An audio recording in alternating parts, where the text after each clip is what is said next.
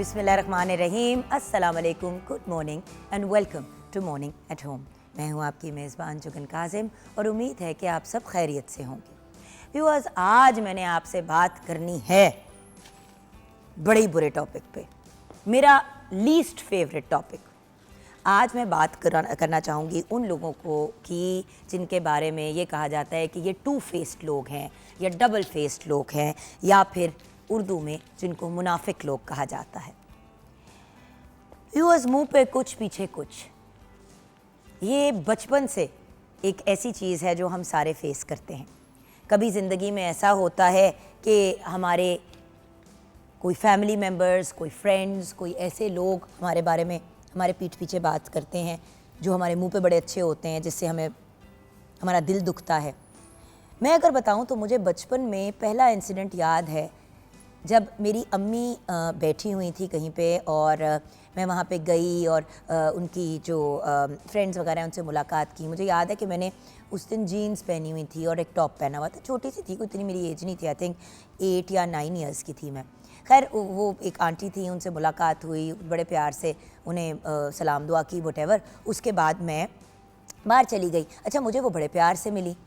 बाद में जब मेरी अम्मी घर आई तो उनका मूड बड़ा ऑफ था, तो हम ऑफ सा मूड था, हम तीनों बच्चे लगे हुए थे, तो एकदम से उन्होंने मुझे मुड़ के कहा, एक तो तुम्हारे से मैं बड़ी तंग हूँ, कहा था कि जीन्स पहन के नहीं जानी, शलवार कमीज पहन के जाओ, ऊपर से सलाम भी तुमने प्रॉपर तरीके से नहीं किया, बिला वजह मुझे इतनी बेइज्जती बर्दाश्त करनी पड़ी। अच्छा, मैं I swear to you viewers, वो दिन आज का दिन मुझे समझ ही नहीं आई हुआ क्या है।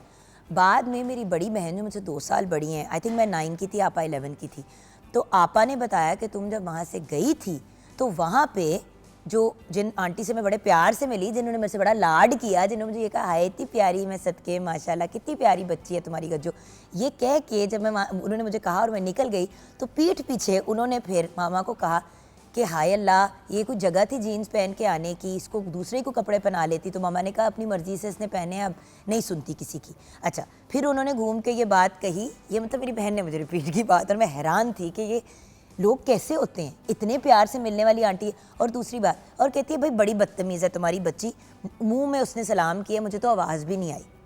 जबकि व्यूअर्स, मैं मुँह में कोई बात कह सकती हूँ जितनी मेरी ऊँची आवाज़ है। खैर, वो मेरे लिए पहला इंसिडेंट था। और मुझे याद है मेरी बहन ने बड़ी मज़े की इंटरेस्टिंग बात की। 11 साल की उम्र पे आपा को ये अवेयरनेस थी जो मुझे शायद 9 साल की उम्र पे हिट की। आपा ने कहा, देखो, जस्ट बिकॉज कोई अच्छी तरह से मिलता है उसका ये मतलब नहीं है कि वो हमें पसंद करता है। और ये बिल्कुल करेक्ट बात है व्यूअर्स। हम हमेशा कहते हैं first impression is the last impression, यानी कि हमारी किसी से मुलाकात होती है, हम किसी से मिलते हैं, अगर वो हमें अच्छे से मिलते हैं तो वो उनकी पहली इंप्रेशन होती है और वो पक्की हो जाती है। लेकिन अगर हर इंसान या लोग जनरली हमें मिलते हैं मुंह पे कुछ और पीछे कुछ, तो फिर हमें कैसे पता चलेगा कि हमारा रद्द अमल क्या हो, हम किस तरह से लोगों के साथ रिएक्ट करें। और ये चीज़ एक बड़ी कॉमन चीज़ है, फ्रेंड सर्कल्स में बहुत ये होता है कि एक सहेली है, उससे सबकी बड़ी दोस्ती है, मतलब सब उसे बड़े प्यार से मिलते हैं, लेकिन जब वो वहाँ पे नहीं होती तो उसके पीठ पीछे उसके किरदार पे, उसकी शक्ल पे, उसके रहन सहन पे, उसके उठने बैठने पे, उसके बच्चों पे, उसके शौहर पे, हर चीज़ के बारे में कमेंट किया जा रहा है, बल्कि बाकायदा उस इंसान की इज़्ज़त के चीथे उड़ाए जा रहे हैं, लेकिन मुँह पे सारे उसके साथ बहुत अच्छे हैं। अच्छा, ये चीज़ हम पोजीशन ऑफ पावर में भी देखते हैं। जब हम बॉसेस वगैरह देखते हैं और ऐसे लोग देखते हैं जो हमारे से ज़्यादा स्ट्रॉन्ग पोजीशन में होते हैं, तो बड़ी दफ़ा लोग मुंह पे तो उनको बड़े अच्छे तरीके से मिलते हैं, लेकिन पीठ पीछे उनके बारे में फ़जूल बातें करते हैं। व्यूअर्स, गीबत करना, किसी के बारे में फ़जूल बात करना और फिर उस गीबत के अंदर बहुतान भी लगाने शुरू कर देना, क्योंकि ऑब्वियसली जब बंदा गीबत करनी शुरू करता है तो बात से बात ऐड होती है और कभी कभी ऐसी ऐसी झूठी बातें अगले के बारे में आम हो जाती हैं जो कंप्लीट नॉनसेंस होती हैं। यही चीज़ शादियों के मामले में हम लोग बहुत ज़्यादा देखते हैं कि मुंह पे दामाद के साथ सब बड़े अच्छे तरीके से पेश आ रहे हैं, लेकिन पीठ पीछे रवैया बड़ा नेगेटिव है। उसी तरह बहुओं के साथ हम देखते हैं, नंद हो गई, जेठानी हो गई, देवर हो गए, जेठ हो गए, मतलब आप किसी भी पॉइंट ऑफ व्यू से देखें तो ये एक बड़ी कॉमन चीज़ होती है। अब सबसे पहले तो अगर आपकी हैबिट है किसी से मिल के उसके पीठ पीछे कोई गलत बात करने की, तो उस आदत को रोकें। ये बहुत बुरी बात है व्यूअर्स। देखें, अगर आपको कोई पसंद नहीं है, आप सलाम दुआ की हद तक ताल्लुक़ रखें और बेसिकली उस इंसान से किनारा कशी करें, जो सेंसिबल बात है। किसी इंसान से मिलना, उसके साथ उठना बैठना, उसके साथ घुलना मिलना और फिर बाद में उसके बारे में फजूल बातें करना। और व्यूअर्स, अफसोस की बात यह है और ज़िंदगी का कुछ सिलसिला ही ऐसे होता है कि जो बातें हम किसी के बारे में कहते हैं, चाहे पीठ पीछे कहें स्पेशली, वो बात घूम घुमा के उस इंसान तक पहुंच ही जाती है। तो किसी के बारे में हम अच्छे अल्फाज में क्यों नहीं बात कर सकते? देखिए व्यूअर्स, अगर किसी इंसान में 100 बुराइयां हैं, 100 ऐब हैं, तो कोई 2 अच्छाइयां तो होंगी। तो अगर अगले की बात करनी ही है तो उसकी 2 अच्छाइयों की बात कर लें, अगर बात इतनी ज़ोर से आई हुई है तो। किसी की बुराई करना, किसी की गिबत करना, किसी को गंदा करना, उसको इंसल्ट करना, ये अच्छी चीज़ नहीं होती। अच्छा, जब तलाक़ें होती हैं, मैंने नोटिस किया कि बहुत ज़्यादा ये मामला जो है बहुत ज़्यादा बढ़ जाता है, बहुत ज़्यादा। हमारे एक जानने वाले हैं, भाइयों की तरह बड़े, उनकी जब डिवोर्स हुई अपनी मिसेज से, और ये उनकी सेकंड मैरिज थी, तो जब डिवोर्स हुई तो क्योंकि वो यहाँ पे नहीं रहते थे, वो खातून यहाँ पे रहती थी, तो जिससे भी उनकी मुलाकात होती थी वो पूछते थे तो कहते थे क्या हुआ? तो अच्छा, उसने ये कहना शुरू कर दिया, वो तो मुझे मारता था, वो तो मुझे गालियाँ निकालता था, वो तो मुझे लोगों के सामने जलील करता था। अब दूसरा इंसान पाकिस्तान में है नहीं। अच्छा, जो लोग उनको बड़े अच्छे से पहले भी मिलते थे वो बाद में भी अच्छे से मिलते थे, लेकिन मिलने के बारे में उनके बारे में फजूल बातें करते थे। एक दिन कोई ऐसा हुआ कि किसी ने घूम के, किसी कोई बात हुई तो उन्होंने घूम के कहा, भाई क्या हो गया? माना कि डिवोर्स हो गया, लेकिन अगर मेरे से कोई नाराज़गी है, कोई गिला है, तो आप लोग मेरे साथ शेयर करें फ्रेंड सर्कल में। तो उन्होंने आगे से घूम कहा कि भाई हमें तुमसे ये उम्मीद नहीं थी। उन्होंने कहा क्या उम्मीद नहीं थी? उन्होंने कहा कि तुम अपनी बीवी को गालियाँ निकालोगे, उसको मारोगे, उसको लोगों के सामने इंसल्ट करोगे। लो जी, वो तो बंदा हक्का बक्का ही रह गया। उसने कहा भाई डिवोर्स भी उस खातून ने खुद मांगी, डिवोर्स के लिए उन्होंने खुद अप्लाई किया, तलाक भी ली, उसके बाद उन्होंने कहा कि जी मुझे इतने पैसे बच्चों की खैर और इन चीज़ों के लिए चाहिए, उस पर भी मैंने कोई गिला शिकवा नहीं किया, जो कागज़ सामने रखा मैंने वो भी साइन कर दिया। मैंने कब गाली निकाली, मैंने कब हाथ उठाया? हाँ, कभी मुंह से कभी गाली निकल गई हो किसी लड़ाई के दौरान तो आई एम सॉरी, लेकिन इंसान हूँ, कभी कभी बहुत ज़्यादा चीज़ें, पानी सर के ऊपर से गुजर जाता है, लेकिन मैंने तो कभी इस पर हाथ नहीं उठाया। लो जी, फिर उससे एक तशखीस शुरू हुई। फिर उस खातून को जब अप्रोच किया गया फिर कि भाई आपने कहा था कि वो तो मारते हैं, तो जब नहीं मारा नहीं, लेकिन धमकाया। ने कहा असल में धमकाया? अच्छा नहीं धमकाया नहीं, गालियाँ निकाली। गालियाँ निकाली? कौन सी गालियाँ निकाली? किस इंसिडेंट पे निकाली? क्योंकि हम अब उनसे बात कर रहे हैं, हम जानना चाहते हैं कि भाई आप इस तरह क्यों बिहेव कर रहे हैं? 2 बच्चों के आप बाप हैं, आपके बच्चों के लिए कितनी बुरी चीज़ है। अच्छा, वो बेचारे आगे से घूम के कहें कि उसने कहा कि मैंने बच्चे रखने हैं, जबकि मैं रख सकता हूँ मेड शेड ये वो नैनी शैनी रख के, मैंने बच्चे भी दे दिए कि वो तकलीफ़ में आने आए, क्योंकि माँ से बच्चे नहीं सेपरेट करने चाहिए। अब सोचें, एक ऐसे मर्द के बारे में इस किस्म की बातें की जा रही हैं, और उस दिन अगर फ्रेंड सर्कल वाले ना बोलते तो वही तमाशा, मुंह पे कुछ पीछे कुछ। और सिंपल सी बात है, अगर आपको पता है कि एक आदमी एक औरत को गालियाँ निकालता रहा है और मारता रहा है, तो या तो आप उससे डायरेक्टली बात करें या आप उससे किनारा कशी करें। आप क्यों उससे मिल रहे हैं? आप क्यों उसके साथ उठ बैठ रहे हैं? आप क्यों उसके साथ दोस्ती यारियाँ लगा रहे हैं? चलिए, रिश्तेदार तो फंस जाते हैं ना कि हमारा रिलेटिव है, जो भी है हमने भुगतना ही है। दोस्तों को तो फिर सेंसिबल होना चाहिए। सो व्यूअर्स, अल्टीमेटली मेरा पॉइंट ये है कि मुनाफिकत हमें अपने अंदर से निकाल देनी चाहिए। देखिए, कोई इंसान आपको नहीं पसंद, मैं बिल्कुल भी ये नहीं कह रही कि आप बदतमीजियाँ करें, गुस्ताखी करें, वो तो और भी अगले लेवल की, वो फिर उतनी बुरी बात है। लेकिन क्यों किसी के बारे में बात करनी है? मेन सवाल तो ये है।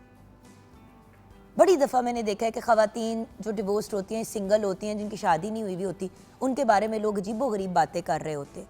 स्पेशली अगर किसी की शादी ना हुई हुई हो, 35 की एज हो, चाहे 40 की एज हो, चाहे 45 की एज हो, चाहे शादी नहीं हुई या की नहीं, वोटेवर, मुंह पे तो उसको बड़ा अच्छा मिल रहे हैं, पीठ पीछे उसके बारे में ऐसे बात कर रहे हैं कि जैसे कोई बहुत ही बेचारी मजलूम और विक्टम और हाय बेचारा, वो बंदी शायद अपनी ज़िंदगी में बड़ी खुश हो। So viewers, the point is, हमें किसी के बारे में भी बात करते हुए 70,000 दफ़ा सोचना चाहिए। It's not nice. और मैं क्योंकि खुद मीडिया में काम करती हूँ, तो व्यूअर्स, हमारे बारे में तो लोग इतनी खुली बात करते हैं और इस लेवल की बात करते हैं कि बंदा हक्का बक्का रह जाता है। हम तो अपने बच्चों की, अपनी फैमिलीज़ की भी तस्वीरें लगाएं तो लोग इतनी गंदी और फजूल गुफ्तगू नीचे करना शुरू कर देते हैं। लेकिन मैं कहती हूँ चलो एटलीस्ट मुँह पे तो कर रहे हैं। फिर ऐसे भी हैं जो सोशल मीडिया पे आपके बारे में बड़े अच्छे कमेंट्स लिख के आपके पीठ पीछे कहते हैं ये तो लिखना पड़ गया था, असल में ये। तो मैं अपने बारे में तो आपको ज़रूर ये बात कहूँगी, व्यूअर्स, मैं नहीं अच्छी लगती मुझे ना फॉलो करें, मैं नहीं अच्छी लगती मुझसे ना बात करें, मगर इंसल्ट करना, दिल दुखाना, ह्यूमिलिएट करना, पर्सनल लाइफ के अंदर घुस जाना, कसम से व्यूअर्स बड़ी पेनफुल चीज़ होती है। और क्योंकि मैं पब्लिक फोरम पे भी डील करती हूँ और व्यूअर्स प्राइवेट फोरम पे भी, बड़े लोग ऐसे थे जो फैमिली में शुरू में जब मैंने मीडिया में काम किया, मिलते तो बड़े अच्छे से थे, लेकिन पीठ पीछे कहते थे हाय देखो अपने माँ बाप की नाक कटा दी, पढ़ लिख के यही काम करना था इसने, बाहर इसलिए इसके माँ बाप ने इसको भेजा था पढ़ने के लिए ताकि ये मुंह काला कराए इनका। मतलब इंसान की मेहनत, इंसान का एफर्ट, इंसान के ख्वाब, इंसान के ड्रीम्स, हर चीज़ गर्क हो जाती है ये सुन के लोग आपके बारे में कितनी बुरी तरह बात करें। और व्यूअर्स, कहने वाली बात है कि दिल बड़ा करना चाहिए, मूव ऑन करना चाहिए। दिल तो हर इंसान का होता है और वो दिल दुखता भी है और कलेजा फट जाता है जब पता चलता है कि किसी अपने ने, किसी ऐसे शख्स ने जो आपको, अब फॉर एग्जांपल अभी हम किचन की तरफ रुख करेंगे। अब जैसे शेफ़ तैयबा है, she is not just a chef any more, she is my friend now. अस्सलाम वालेकुम जान। वालेकुम अस्सलाम। कैसी हैं आप? मैं ठीक अल्हम्दुलिल्लाह। अब जान, आपके साथ मेरा लाड है जी। मैं अक्सर आपको सोशल मीडिया पे भी डीएम कर रही होती हूँ, आपसे बात कर रही होती हूँ, कभी दिल की बात भी आपसे शेयर करती हूँ। मुझे पता ये चले कि आप, मैं अपना नहीं कहूँगी, आप मेरे बारे में फॉर एग्जांपल कहीं पे बैठ के कह रहे थे हाँ हाँ यार बड़ी चवल है, उसको तो बर्दाश्त करना बड़ा, ये वो, कोई भी आप बात करें, मैं इसलिए नहीं हर्ट होंगी क्योंकि आप मेरी कॉलीग हैं, मैं इसलिए हर्ट होंगी क्योंकि हम दोस्तें हैं। आप मुझे कहती हो कि मैं आपकी बहनों की तरह, और जेन्युइनली मैं आप मेरी बहनों की तरह, क्योंकि हमारी ज़िंदगी, हमारी जर्नी, बहुत सी चीज़ें सिमिलर है।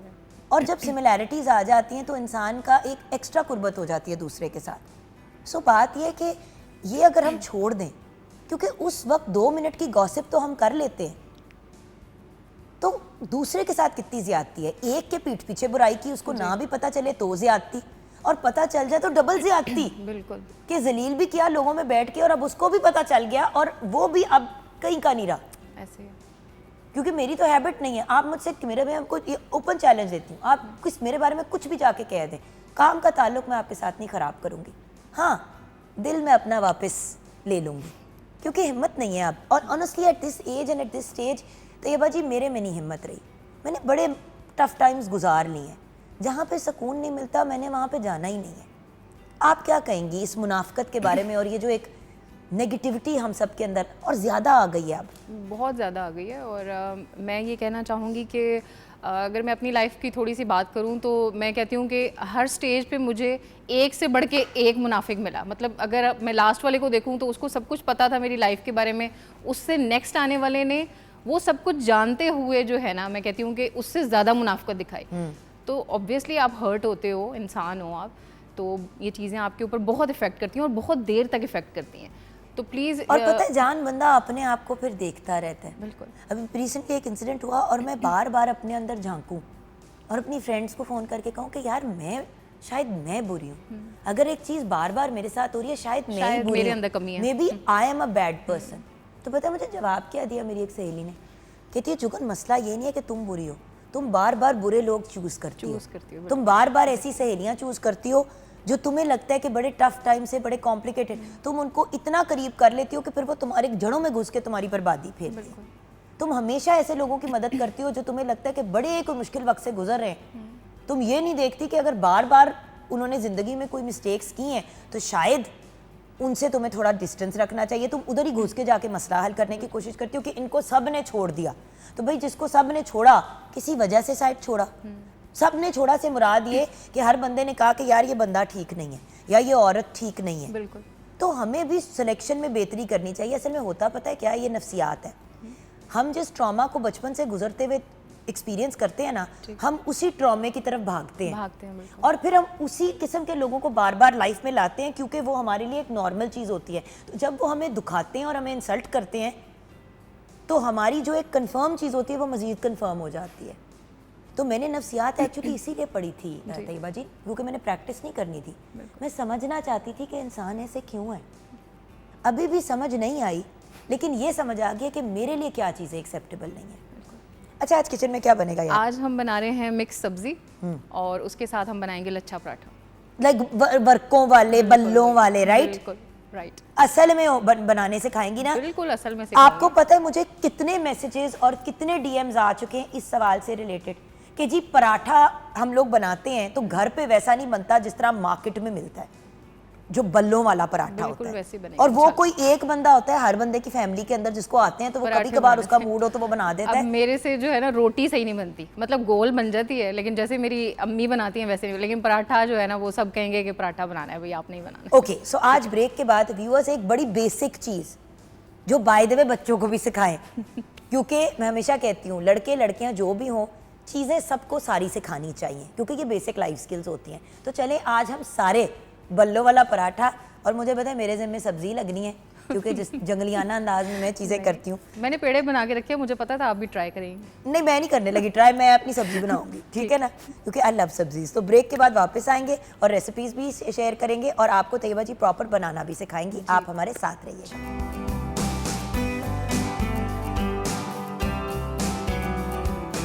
Welcome back from the break viewers. Kitchen में आ गए बल्लों वाले पराठे सीखने के लिए। लच्छा पराठा। लच्छा पराठा जी, रेसिपीज।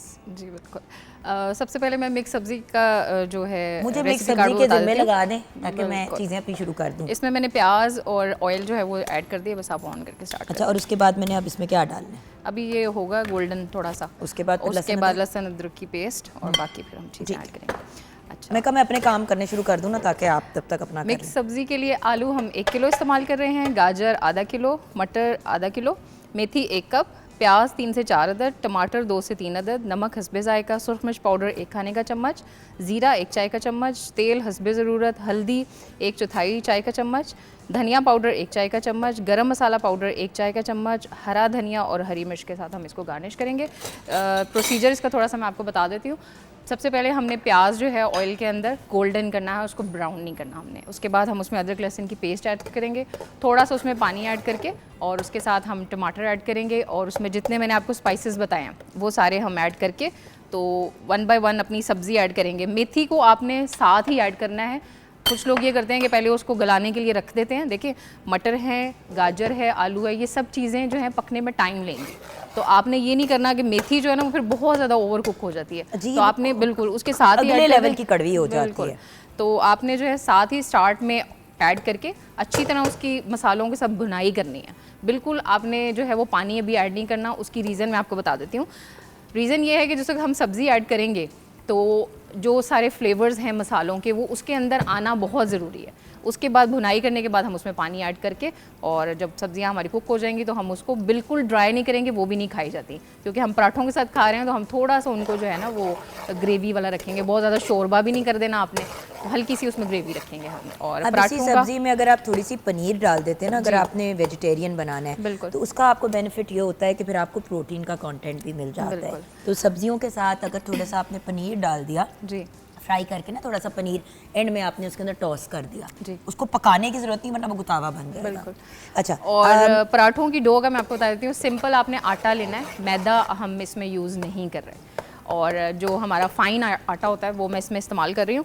और उसके साथ आपने क्या करना है कि जब आपने लच्छा पराठा बनाना है तो उसमें आपने 1 टेबल स्पून, जैसे अगर मेरे पास अभी यहाँ पे तकरीबन किलो आटा था तो मैंने उसमें 1 टेबल स्पून भर के सूजी का ऐड किया। तो उससे ये होता है कि उसका क्रिस्प जो है ना वो बहुत ज़्यादा, जैसे आप कहते हैं रेस्टोरेंट में जो है वो इतने क्रिस्पी बनते हैं और घर में नहीं बनते, घर पे तो लुस-लुसे से ही होते हैं। तो उसकी रीज़न ये होती है कि हम रेस्टोरेंट में उसमें सूजी ऐड करते हैं। अच्छा, अब मुझे बता दीजिएगा किस स्टेज पे मैंने लहसुन डालना है? बस ये हो गया, डन है। अब इसमें मैं ये डाल दूं, पूरी डाल दूं? हाँ जी।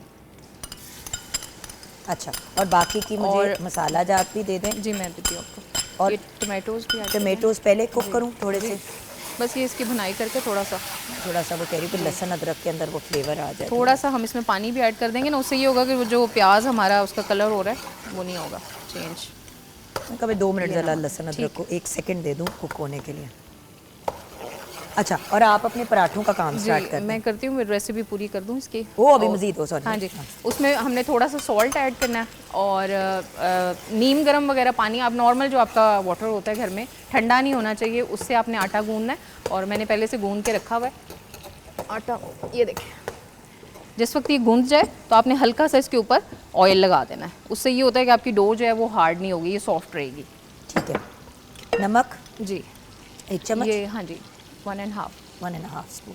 ठीक है, रेसिपी साइड। Yes ma'am. और मिर्चें आप डाल दें इसमें, 2 चम्मच डाल दें। हाँ, नहीं 2 चम्मच नहीं, ये छोटी चम्मच है ना, कोई बात। ये थोड़ी मैं मिर्चों से ना, ये मयर्ड है, ये आप ऐसे ही डाल दें। ऐसे डाल दें। और थोड़ा सा ये, थोड़ा सा, 1/4 चम्मच, और साथ ज़ीरा। एंड डन हो गया। जी डन हो गया। सिंपल मिक्स सब्ज़ी का वो। अच्छा, एक और चीज़ भी कर सकते हैं कि जो आप यखनी में पानी डालते हैं, वो पानी जो ये पानी आप उसमें डालेंगे पकाने के लिए, इसको मसाले को आप उसमें वो डाल दें, थोड़ा सा यखनी डाल दें इंस्टेड ऑफ नॉर्मल पानी, वो भी बड़ा फ़र्क पड़ता है। फ्लेवर और चाहिए, थोड़ा चिकन पाउडर डाल दें। अच्छा तो ये अब मैं क्या करूँ इसके अंदर? मैं बस ये थोड़ा सा भूनेंगे, आप टमाटर थोड़े सॉफ्ट हो जाएंगे तो इसमें हम ये मेथी ऐड कर देंगे और उसके और बाद सब्जियां भी सारी जी सारी सब्जी at the same time. Add the same. बस ठीक है, अब आप अपने पराठे बनाने बता दें, मैं तब तक थोड़ा सा इधर अपना काम मुकाती हूँ। ओके, अब हम क्या कर रहे हैं? कोई भी व्यूअर्स आपने डो बनानी है तो उसको सेट होने के लिए आपने टाइम देना। अब ये सिंपल आटा है लेकिन इसको भी मैंने सेट किया है और ये 2 पेड़े मैंने पहले से बना के रखे हुए थे, तो ये मैं आपको बता देती हूँ। इसको हल्का सा हम ये सूखे आटे के अंदर करके और ऐसे ये सिर्फ मैं ये किनारे देखें घुमा रही हूँ इसके, उससे ये होगा कि ये पतले हो जाएंगे। मैं इसमें पानी डाल रही हूँ थोड़ा सा। जी ठीक है, आप कहें तो। ठीक है डाल।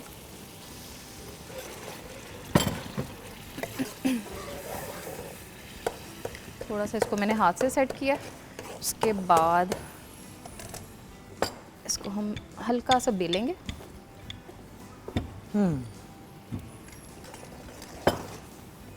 That's it. नहीं अभी टर्न करके एक दफ़ा और। नज़र आ रहे हैं मुझे स्क्वायर पराठे आपके। अब हम इसमें ऑयल हाथ लगाएंगे। देखना कोई एक चीज़। अच्छा, ऑयल आप लगाएंगे या जी। देसी घी? हाँ देसी घी, कुछ भी जो आप लाइक करते हैं, यूज़ करते हैं घर में। मेरी फ्रेंड के घर में मक्खन में पराठे बनते हैं। माशाल्लाह, मतलब सोचें, चिट्टे वाला वो जो मक्खन नहीं होता, ज़बरदस्त। हमने बाजी थोड़ा इजी हो जाए, इतना भी ज़्यादा नहीं। अच्छा ये देखें, अब इसको हम ऐसे फोल्ड करना शुरू करेंगे।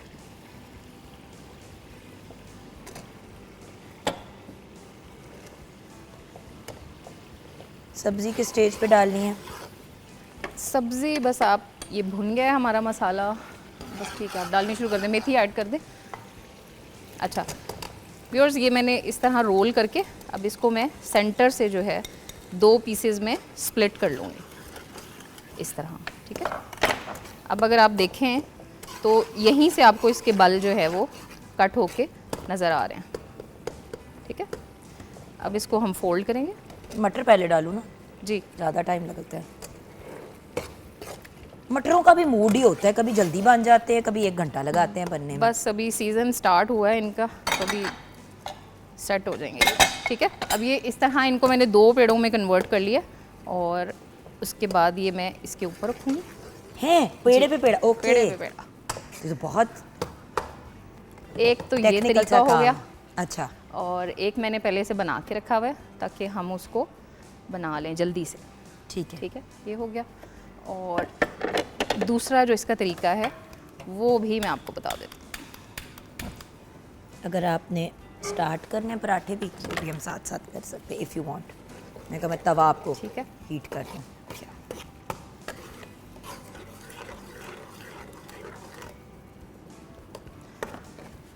अब ये पार्ट 2 है। ये पार्ट 2 है। इजी सबसे कौन सा है? हमें इजी तरीका चाहिए। इजी मैंने 2 सिखा दिया आपको, जो लगे इजी वो आप ट्राई करें, दोनों बना के देखें मैंने आपके सामने बनाया, कोई मुश्किल नहीं है। और ये जो सेकंड वन है इसके 2 नाम हैं, इसको हम कोन पराठा भी कहते हैं। क्या? कोन। अच्छा, ये देखें कटिंग। ये ऐसे, अब ये इसको इस तरह हम सेंटर से मैंने कट लगाया और इसको मैं पूरा फोल्ड करती हुई यहाँ से लेके आऊँगी। ये देखिए,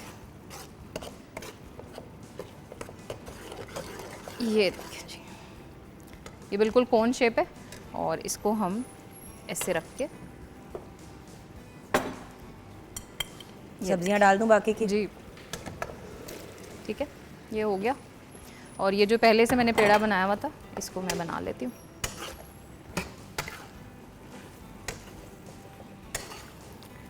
थोड़ा सा हम सूखा आटा और डालेंगे। अच्छा, अब हमने पानी डालना है नहीं डालना? जी बिल्कुल, ये हमारे पानी ऊपर डिपेंड करता है। आप कम भी डाल के ढक्कन दे के उसको स्टीम में भी बना सकते हैं अगर आपको ड्राई सब्जी पसंद है, बट हम इसमें थोड़ा सा लिक्विड ऑयल डालेंगे, हाँ राइट? जी डालेंगे, क्योंकि मटर हमने गलाने हैं, वो फिर ऐसे आपके दम पे नहीं गलेंगे। हाँ।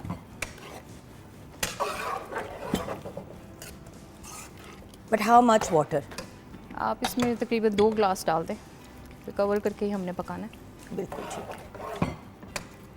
मतलब प्योर एक सलाब भी ना आया हुआ हो ना उसके अंदर, तो मतलब हर बंदे का अपना, कुछ लोगों के घर में उनको शोरबे वाली सब्जी ही पसंद है, जी बिल्कुल। खाते ही सिर्फ शोरबे की वाली सब्जी है। सो पराठा मैंने बेल लिया है और इसको डाल दिया तवे में। बिल्कुल ठीक है। इतना पानी और ये मेरे ख्याल से काफ़ी है। Let's give it a 2 minute situation. बिल्कुल सही है। अच्छा, जब इसको बनाना है तो उसको कैसे बनाना है, ये भी तो एक क्वेश्चन है ना। बिल्कुल। ये हो गया। ऑयल अब की ये- स्टेज पे बैक पे चलेगा। जी, ओ जी। हाँ, समझ आ गई, फ्लिप करके। ठीक है। फ्लिप करेंगे ना तो ये होगा, दूसरी साइड से भी कुक हो जाएगा। अब ये होने दें इसको, थोड़ा सा गर्म हो जाएगा। हाँ जी। अच्छा, इसके अंदर सब्ज़ी के अंदर वेरिएशन के पॉइंट ऑफ व्यू से आई टोल्ड यू कि ये सब्ज़ी आपकी तैयार हो गई। आपने थोड़ी सी पनीर कॉटेज चीज़ ली, कॉटेज चीज़ नॉट रेगुलर जिसको हम कहते हैं चेडर वेडर, क्योंकि वो तो मेल्ट हो जाती है।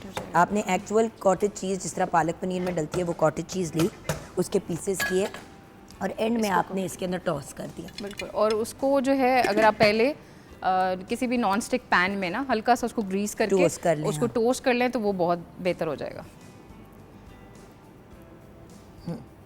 बस हमारा पराठा भी सॉर्ट आउट। अच्छा, और तीसरा एक तरीका था। तीसरा जो है उसके लिए हम फिर पेड़ा कर अच्छा, लेते मुझे सिर्फ इतना बता दें कि अगर स्टफिंग करनी हो, जी। जैसे कि ये वाला पराठा है, जैसे कि ये सब्ज़ी है, घर में कभी कभी मिक्स सब्ज़ी होती है, थोड़ा सा इसके अंदर अचारी मसाला बंदा डाल दे तो एक अच्छी स्टफिंग भी बन जाती है पराठे के लिए। बिल्कुल। तो उस पे आप हमें क्या गाइडेंस दें? उस पे ये है कि अब जिस तरह हमने इसको थोड़ा सा लिक्विड ही रखा है ना, लेकिन वो जो है वो बिल्कुल, अगर आपने स्टफिंग करनी है तो उसके लिए ड्राई होगा।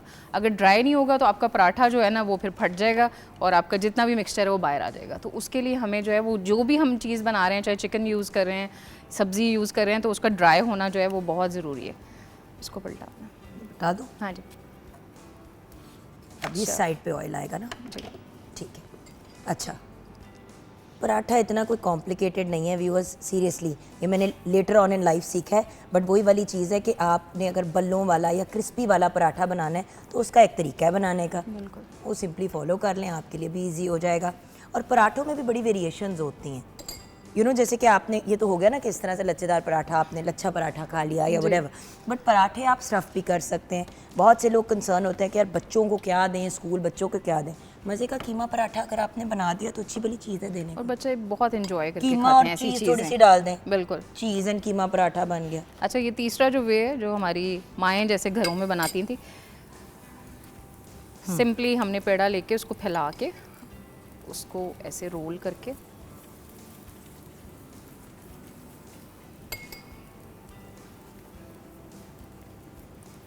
हाँ, ये आई रिमेंबर, ये वाला आई रिमेंबर, ये किचन में आई रिमेंबर। ये बड़ा बेसिक वाला हमारा चाइल्डहुड पराठा बेसिक और अनबेसिक। अब ये देखिए ना, ऑलरेडी उस पे With बल से lots आ रहे of हैं। love. ये देखिए, with lots of love and विंगा छिपा शेप। पता नहीं अब आपके घर में कैसे बनता था पराठा, बट हमारे घर में तो वो जो कहते हैं इसको ना हम कि थोड़ा सा ऑयल ओयल लगाएंगे फिर ये क्रिस्पी होगा। ठीक है। मैंने कहा मैं ज़रा सी उस बेचारे की शक्ल निकाल लूँ। क्योंकि रेस्टोरेंट्स वगैरह में आपने देखा है कि वो बड़े हमारे पास तवे होते हैं जी, और जी, वो ऑयल ऐसे होता है कि नला बस रहे हमने फ्राई करना है उसके अंदर। कोशिश तो मेरी ये है कि मैं अपनी टीम की थोड़ी सी तबीयत और हालात के का ख्याल रखूं, लेकिन अगर आप नहीं चाहती हैं ऐसा तो चले, मैं घी कर देती हूँ उसको। अच्छा, अब जैसे कि हमने न्यूट्रिशनिस्ट डाइटिशियन से बड़ी दफ़ा अपने शो पे भी सुना है कि having a paratha is there nothing wrong with that. अगर आप छोटा पतला पराठा बना लें, जब आप इसको बहुत बड़े बड़े पराठे बनाते हैं और जब इतना बड़ा बड़ा पराठा एक बंदे को दे देते हैं खाने के लिए तो वो टू मच हो जाता है। ये भी अगर आप हाफ ले लें तो आपको कोई इशू नहीं होगा। मेरा बेचारा तवा बहुत ही मासूम सा है और ये देखें ऑलरेडी क्रिस्पी हो गया। एंड वन पराठा इज़ तैयार, a very crispy lachha paratha is ready. मज़ीद और पराठे भी हमने तैयार करने हैं। ये देखें व्यूअर्स, मिक्स सब्ज़ी भी तैयार हो रही है साथ साथ, और साइमल्टेनियसली दोनों चीज़ें तैयार हो जाएंगी। तो कभी कभी अगर बहुत ज़्यादा तरद्दुद का मूड ना हो तो ये एक ईजियर ऑप्शन है। चलें व्यूअर्स, हम जाएंगे छोटी सी ब्रेक की तरफ। ब्रेक के बाद जब वापस आएंगे शियाटिका, स्पाइन के इश्यूज़, इससे रिलेटेड बातचीत करेंगे। आप हमारे साथ रहिएगा।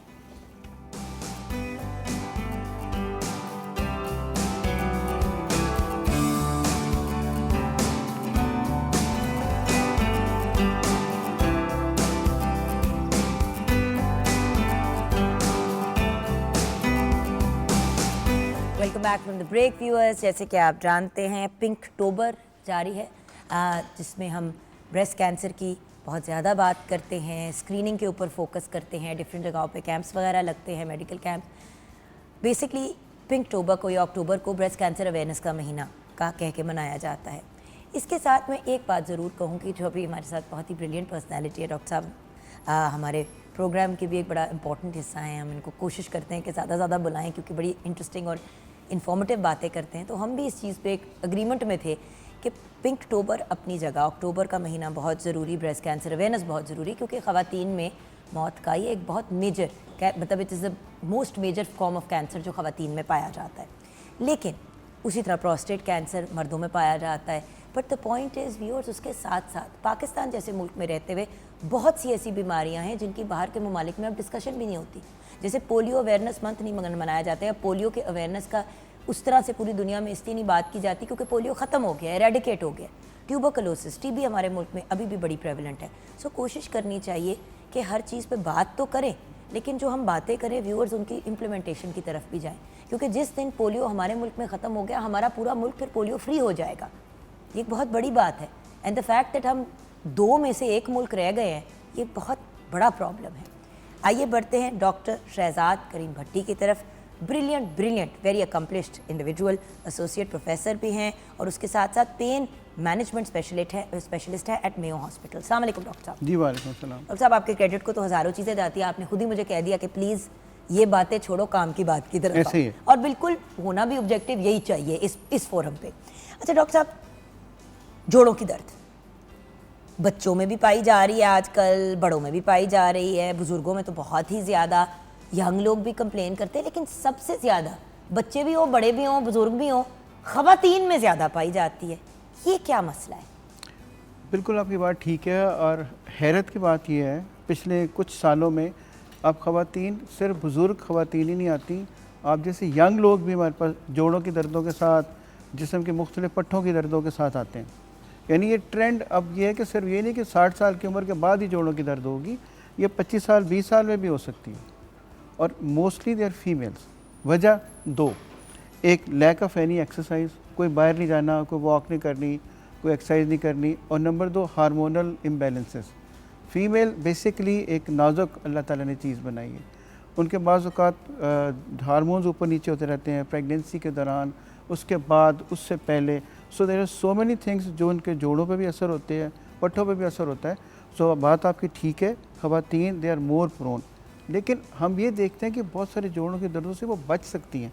थोड़ी सी एक्सरसाइज कर लें, थोड़ी सी वॉक कर लें, अपनी डाइट थोड़ी बेहतर कर लें, तो इट कैन बी ट्रीटेड। अच्छा, ये तो ख़वातीन की बात हो गई। अब स्टेप बाय स्टेप ज़रा जॉइंट पेन की बात करें, इसलिए क्योंकि डॉक्टर साहब मुझे हैरानगी होती है जब मेरा 7 साल का बच्चा कहता है mamma my legs are hurting, mamma my knees are hurting, मेरा थोड़ा जान जाती है। पीडियाट्रिशियन के पास लेके जाओ तो ग्रोइंग पेन्स होती भी होंगी, आई एम श्योर, मुझे भी होती थी ग्रोइंग अप, लेकिन जान तो जाती कि अभी से इनके जोड़ों में गिटे। तो बच्चों में जॉइंट पेन क्यों होती है? कमज़ोरी होती है, क्या होता है? उसका एक सिंपल सा जवाब है। मेरे पास एक बच्चा आया था, उससे पूछा, मैंने कहा बेटे तुम क्या गेम खेलते हो? उसने कहा अंकल मैं फ़ुटबॉल खेलता हूँ। तो मैंने कहा यार तुम्हारा हालत तो फुटबॉल वाली नहीं है। हसन भी फुटबॉल ही खेलता है। तो वो कहते जी मैं नेट पे फुटबॉल खेलता हूँ।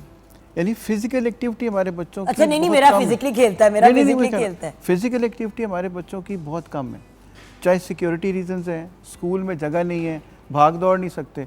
जब तक आपकी फिजिकल एक्टिविटी नहीं है, मसल कैसे स्ट्रांग होंगे, बोन्स कैसे स्ट्रांग होंगी? अब देखिए ना, अब स्मॉग का सीज़न शुरू ही है, अब और 1 महीने में तो नज़र ही नहीं आना कुछ बाहर लाहौर में। अब मसला ये है कि भैया जो पंजाब साइड पे, और आप सिंध में भी यही हालात हैं, Karachi is one of the dirtiest cities in the world, Lahore के बारे में भी यही कहते हैं। आप किसी भी एरिया में पाकिस्तान के चले जाएं, स्मॉग का इतना इशू है कि अब बच्चों को, अब जैसे हसन हर रोज़ जाता है फुटबॉल के लिए, मेरे से कल मेरे हस्बैंड ने ये पूछा कि अब इसको फुटबॉल पे भेजना है अगले महीने से 1 नवंबर से, क्योंकि स्मॉग तो बहुत हो जाएगी।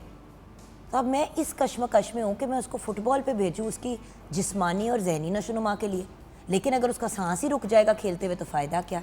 क्या करें फिर हम? तो फुटबॉल दुनिया की आखिरी गेम तो नहीं है ना, he can go for indoor games हैं, बैडमिंटन है, टेनिस है, स्क्वाश है, स्विमिंग है, ये बेशुमार चीज़ें हैं।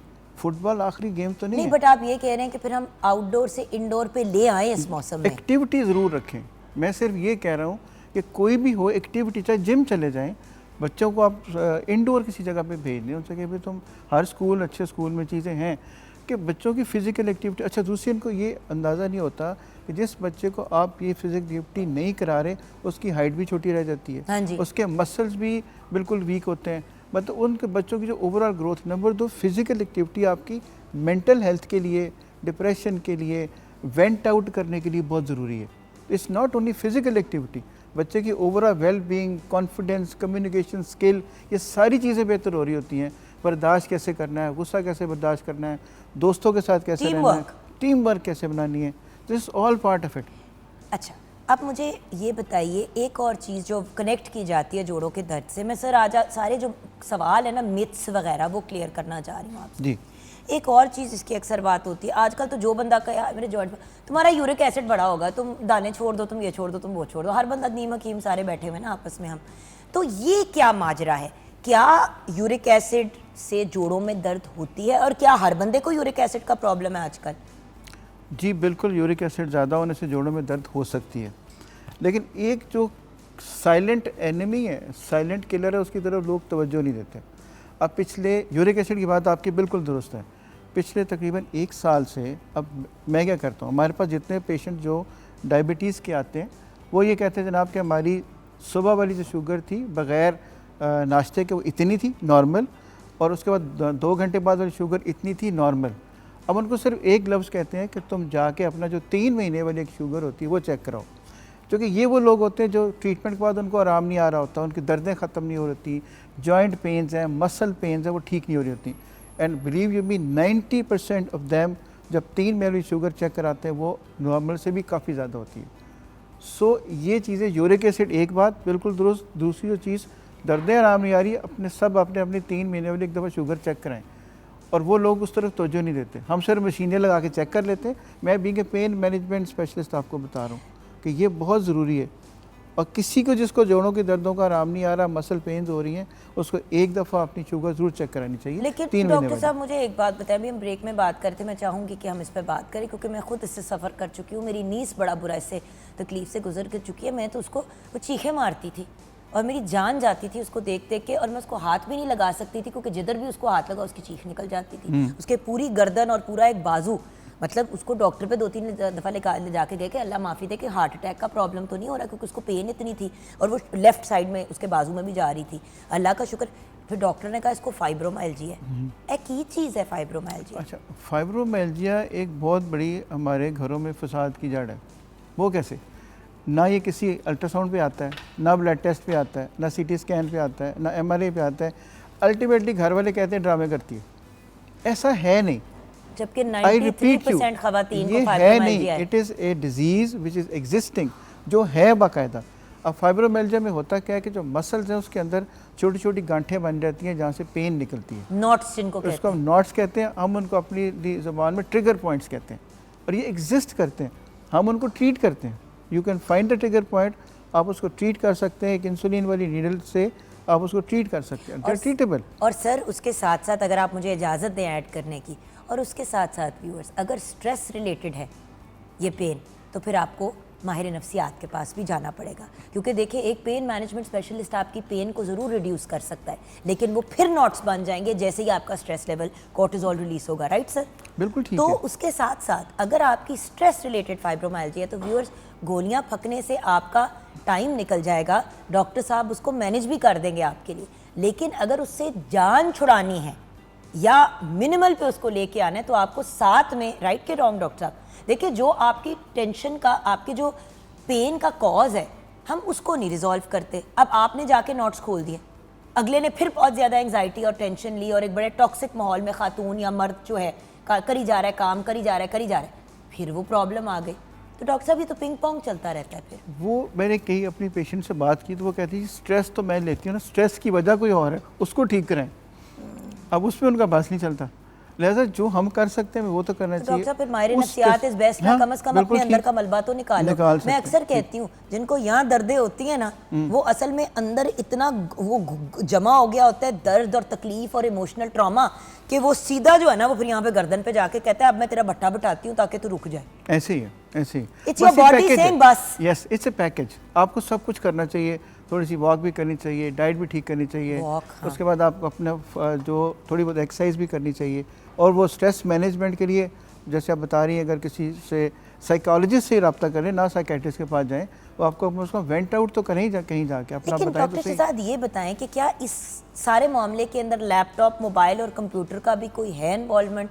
क्योंकि कहते तो हैं, लेकिन अक्सर लोग ये कहते हैं कि डॉक्टरों को तो वैसी टेक्नोलॉजी से मौत आती है, लेकिन डॉक्टर्स ही उस टेक्नोलॉजी को यूज़ करके आजकल रोबोटिक सर्जरीज कर रहे हैं, लैप्रोस्कोपिकली सर्जरीज कर रहे हैं और वो चीज़ें कर रहे हैं। डॉक्टरों को टेक्नोलॉजी से प्रॉब्लम नहीं है, लेकिन लैपटॉप, मोबाइल और टैब्स वगैरह के बारे में आप क्या कहेंगे? देखिए, हमें टेक्नोलॉजी से बिल्कुल कोई प्रॉब्लम नहीं है। हमारा जो फ्यूचर है डॉक्टर्स का या तमाम फील्ड का, वो आर्टिफिशियल इंटेलिजेंस है, दैट इज़ अगेन टेक्नोलॉजी। हमें टेक्नोलॉजी के इस्तेमाल करने के तरीके से इशू है।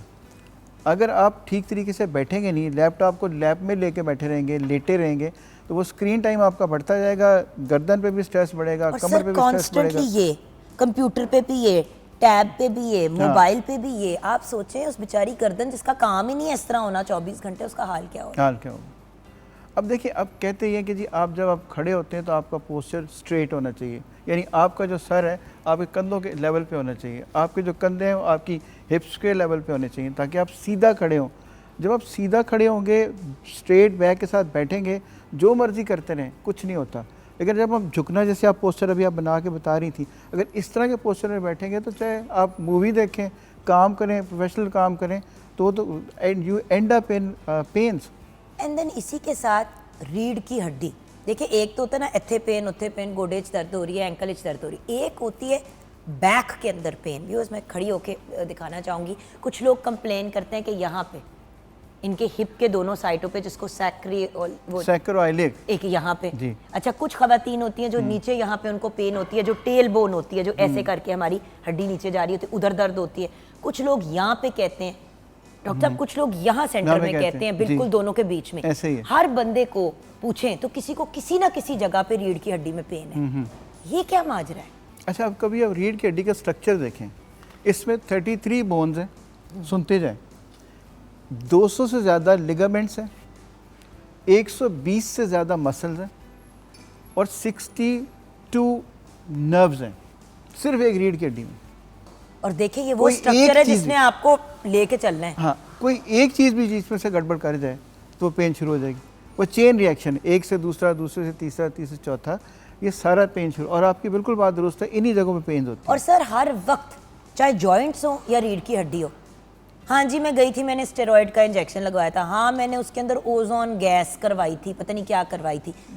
सर प्रॉपर तरीका क्या है इन पेन्स को हैंडल करने का? आप इलाज कैसे करते हैं ये भी हमारे साथ शेयर करें, और अगर आर्थराइटिस का भी सिमिलर इलाज है तो वो भी बता दें। वो जो हड्डियाँ व्यूअर्स टेढ़ी होनी शुरू हो जाती है, लोगों को ऑस्टियोआर्थराइटिस भी बड़ा कॉमनली हो रहा है, ऑस्टियोपीना हो रहा है, ऑस्टियोपोरोसिस हो रहा है, प्लेन आर्थराइटिस। तो सर क्या ये भी इसी के ज़ुमरे में आती हैं चीज़ें? ये सब चीज़ें एक ही कैटेगरी में है। ये सब चीज़ें एक से दूसरी, दूसरी से तीसरी, तीसरी से चौथी।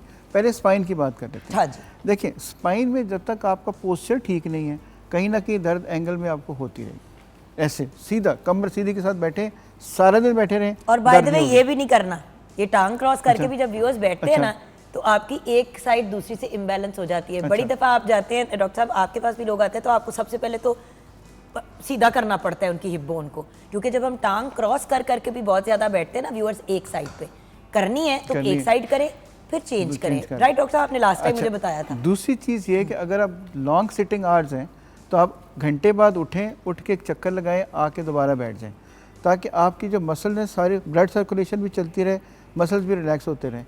ये ज़रूरी है। जिनकी लॉन्ग फ्लाइट्स हैं, जिनके लंबे सफ़र हैं, जिन लोग ज़्यादा देर बैठते हैं, उनके लिए सबसे बेहतरीन टिप ये है कि वो उठें, उठ के चक्कर लगाएं, 1 घंटे के बाद आके दोबारा बैठ जाएं, दर्दें नहीं होंगी, उनको डीवीटीज़ भी नहीं होंगी, उनको और मसले भी नहीं होंगे।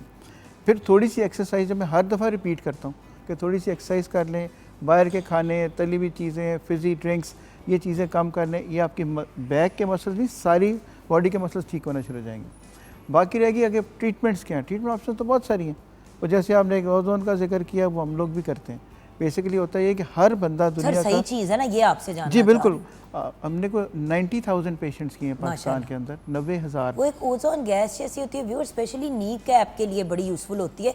बड़े लोगों की नी रिप्लेसमेंट सर्जरी डिले हो गई 10-10 साल इसकी जी वजह इस से, वजह राइट से। डॉक्टर साहब? जी अच्छा, उसमें और बहुत सारे ट्रीटमेंट ऑप्शन अगर आप कहें तो मैं आपको बताऊंगा कि हर बंदे का अगर ये ख्याल है कि सिर्फ हर सवाल का जवाब सर्जरी है, तो हर सवाल का जवाब सर्जरी इसीलिए तो नहीं है। डॉक्टर के पास नहीं आते ना हमारे व्यूअर्स। डॉक्टर साहब सबसे बड़ा, मैं जब किसी को कहती हूँ कि रीड के कहते हैं रहन दो, गोडे च दर्द होती है तो गोडा चेंज कर देने, कोलू की हड्डी की गल करो तो वो चेंज कर देने।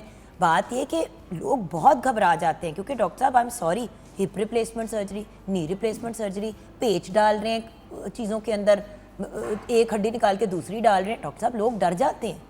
डरने वाली बात है भी है। देखे ना, इंसान का जिसम है, कोई गाड़ी का फिल्टर तो नहीं है कि एक चीज़ निकाली दूसरी डाली चल पड़ी। ये जो जितनी रिप्लेसमेंट सर्जरीज़ हैं उन तमाम पेशेंट्स को नॉर्मल रूटीन में आने में बहुत टाइम लगता है, क्योंकि वो जो फ़ॉरेन चीज़ आपने फ़ॉरेन बॉडी डाली जिसम के अंदर, तो वो एक्सेप्ट करने में टाइम लगाती है। रिहेबिलिटेशन होती है, एक्सरसाइज होती हैं, मतलब बहुत सारी दवाइयाँ खानी पड़ती हैं। लेकिन डॉक्टर साहब उससे स्टेरॉइड पहले के इंजेक्शन, इधर मुझे स्टेरॉइड के इंजेक्शन की भी बात करनी है। हर दूसरा बंदा अगर उसकी सर्जरी नहीं हो रही तो उसको स्टेरॉइड का इंजेक्शन लग रहा है। तो डॉक्टर साहब मुझे तो जो मेरी अंडरस्टैंडिंग है, स्टेरॉइड कोई अच्छी चीज़ तो नहीं है। देखिए यही मैं आपको समझाने चाहूँगा आज अपने व्यूअर्स को। स्टीरॉइड्स के इंजेक्शन अब पुरानी बात हो गई है, अब हमारे पास करने के लिए बहुत कुछ है। और हम स्टीरॉइड्स की अब देखिए पहले होता क्या था कि हमारे एक बड़ा सारा शॉट स्टीरॉइड का लगा देते थे। अब हम क्या करते हैं, as a being a pain management specialist, हम उस सपोज घुटने की बात करते हैं, घुटने का हम अल्ट्रासाउंड करते हैं। और जैसे स्पोर्ट्स के बहुत सारे लोग आते हैं, बुज़ुर्ग बहुत आते हैं, अगर आपको एक मसल में पेन है तो आपको सारे घुटने में स्टीरॉइड लगाने की क्या ज़रूरत है? आप उसका अल्ट्रासाउंड करें, पिन पॉइंट करें किस मसल में पेन है और उस मसल को ट्रीट कर दें।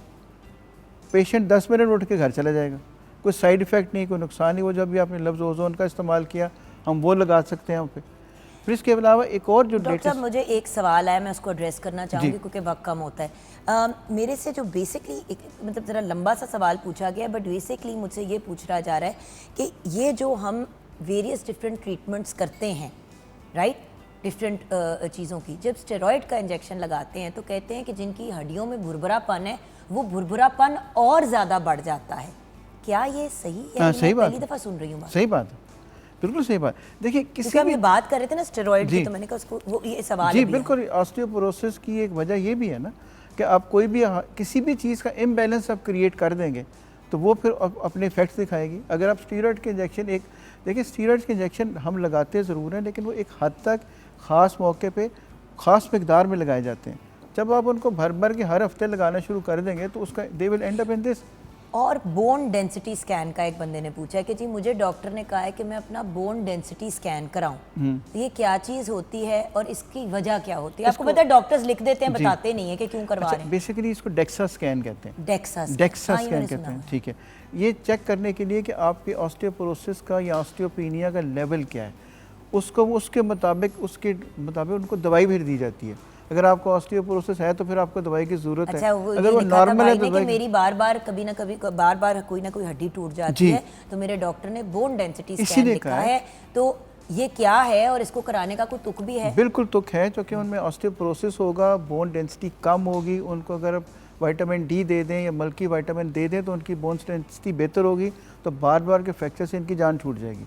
लिहाजा इनको ज़रूर कराना चाहिए। इसको डेक्सा स्कैन कहते हैं। DEXA scan. व्यूअर्स, इंशाल्लाह मैं डॉक्टर साहब को फिर बुलाऊंगी प्रोग्राम पे, ताकि हम मज़ीद जो है आपके, मतलब इतनी इंटरेस्टिंग बात है कि डॉक्टर साहब हम इतने शोज़ करते हैं, मेरे पर्सनल फ़ोन के ऊपर लोग मैसेजेस कर रहे हैं और मेरे पर्सनल इंस्टाग्राम के ऊपर अभी मैसेजेस आ रहे हैं, इसीलिए मैं बार बार चेक करी, कुछ बार बार वो मैसेजेस आ रहे हैं, कोई कुछ फोर्स है, मतलब लोग बहुत तंग हैं इन चीज़ों से, गिट्टे गोडों की दर्दों से जिसे हम कहते हैं। तो डॉक्टर साहब आप मैसेज क्या देंगे हमारे व्यूअर्स को? हमें ये अपना सेशन फिर आगे कंटिन्यू करना पड़ेगा in a few more days, because there are too many questions. ठीक, आज के पॉइंट ऑफ व्यू से आप हमारे व्यूअर्स को मैं क्या सिर्फ पैगाम एक देंगे? लोगों को ये बताना चाहूँगा कि हमारे पास स्टीरॉइड्स के अलावा घुटनों में करने के लिए बहुत कुछ है। सर्जरी से अलावा हम एक्सोसोम्स लगाते हैं, हम स्टेम सेल्स करते हैं, हम PRPs करते हैं। लिहाजा सर्जरी बहुत पीछे चली जाती है। लिहाजा परेशान ना हो, फिक्रमंद ना हो, लेकिन 2 टिप्स याद रखें। अपना खाना और सोना टाइम पे रखें, थोड़ी सी वॉक कर लिया करें और अपने शुगर और यूरिक एसिड को कंट्रोल रखें। आपकी ज़िंदगी बिल्कुल आसान, खुशगवार और बेहतरीन गुजरेगी। क्या बात है, thank you so much doctor साहब। आपको फिर तकलीफ़ देनी पड़ेगी क्योंकि लोग बड़े तकलीफ़ में हैं, तो इंशाल्लाह in a few more weeks doctor साहब मैं आपको रिक्वेस्ट करूँगी कि एक दफ़ा फिर आएँ, क्योंकि आपको पता है अब सर्दियाँ भी आ रही हैं और आपको पता है सर्दियों में एक मुख्तलिफ़ किस्म की गिट्टे गोटों की दर्द उठ जाती है, बल्कि व्यूअर्स ये भी कहते हैं बूढ़े घर के कि पुरानी दर्दें निकल आती हैं, उस पर भी आपसे हम गाइडेंस लेंगे। लेकिन व्यूअर्स आज डॉक्टर साहब के ये सेशन क्लोज कर रहे हैं इस टीज़र के साथ कि he will be back and we will further discuss these things इंशाल्लाह डॉक्टर साहब, अगर आपके पास टाइम हो इंशाल्लाह। तो व्यूअर्स हम छोटी सी ब्रेक की तरफ जाएंगे, ब्रेक के बाद जब वापस आएंगे तो आज का हमारा टॉपिक मेरे दिल के बड़े करीब है, बैलेंस्ड अप्रोच इन जेंडर्स। घर में बेटा हो, बेटी हो या ट्रांसजेंडर बच्चा या बच्ची हो तो हमारा क्या रद्द अमल होना चाहिए। सबसे बड़ी प्रॉब्लम हमारी सोसाइटी में व्यूअर्स ये है कि हमने लड़कों के लिए बिल्कुल फ़र्क चीज़ें रखी है, लड़कियों के लिए फ़र्क रखी हैं, और अगर कोई ट्रांसजेंडर हो तो उसके लिए तो बिल्कुल ही एक डिफरेंट रवैया और एटीट्यूड है। जेंडर कोई भी हो, पहले हम इंसान हैं, उसके बाद किसी जेंडर के हैं। इससे रिलेटेड बात करेंगे ब्रेक के बाद।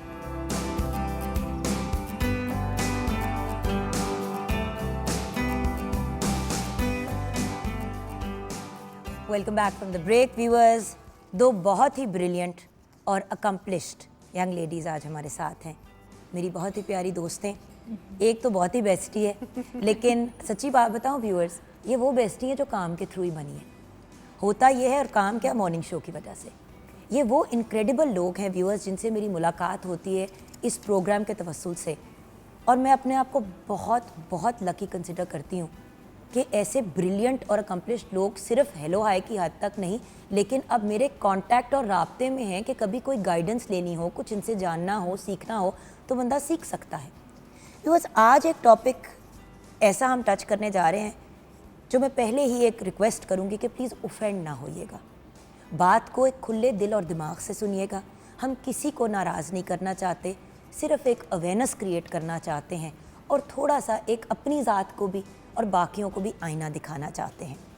आज हम बात करेंगे जेंडर्स की, बैलेंस्ड अप्रोच इन जेंडर्स। सबसे पहले तो जेंडर हमारे इस दुनिया में अब सिर्फ दो नहीं रहे, मेल और फीमेल तो हैं, और ट्रांसजेंडर को तो इवन इन पाकिस्तान हम एक्नॉलेज करते हैं, यानी कि 3 जेंडर हो गए पाकिस्तान की हद तक। लेकिन बाहर के ममालिक में तो अब बाइनरी, नॉन बाइनरी, इतनी वेरिएशंस आ गई हैं इवन इन जेंडर्स कि बात यह है कि उस पर तो टच ऑन भी करना एक बहुत कॉम्प्लिकेटेड, और हम खुद सीख रहे हैं, जो सच्ची बात है।